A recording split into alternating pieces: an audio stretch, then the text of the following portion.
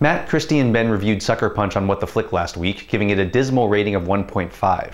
So I thought I'd give you my 2 cents since I actually liked Sucker Punch. And why? Because Sucker Punch is ambitious, imaginative, visually impressive, and is, at its core, exactly what it's been sold as. A comic book style movie with hot women kicking ass in a crazy fantasy world. And you know what? There's nothing wrong with that.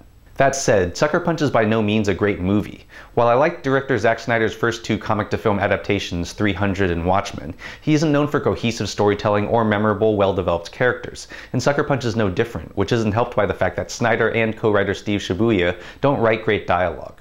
But the critical drubbing Sucker Punch has received seems weirdly out of proportion for a movie that does such an excellent job of being the comic book fantasy it said it would be. There's perhaps no director alive who's better than Snyder at seamlessly melding live action with CGI, and free of the restraints of pre-existing material, Snyder's imagination can run wild to create worlds unlike anything I've ever seen, with terrific action, cool-looking kills, and impressive fight choreography. While the story is flawed, I did find it compelling, and while the main characters aren't well developed, I largely believed the bond between them. But because the women do their ass-kicking in tight, somewhat revealing outfits, many critics have dismissed Sucker Punch as gratuitous, misogynistic, faux-feminist fanboy whack-off material. But I disagree.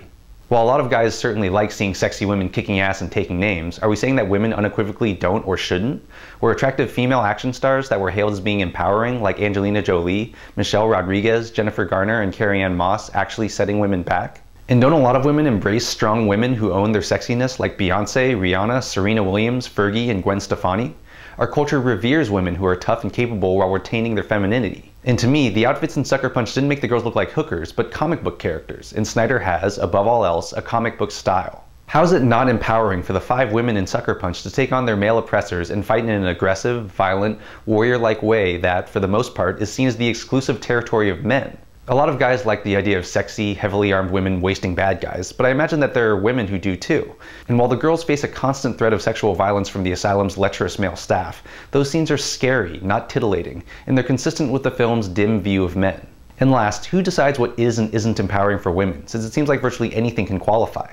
If a woman feels empowered by doing her own home repairs, watching a female action star dispatching bad guys, or taking a pole dancing class that helps her feel confident about her body, who's to say they're wrong?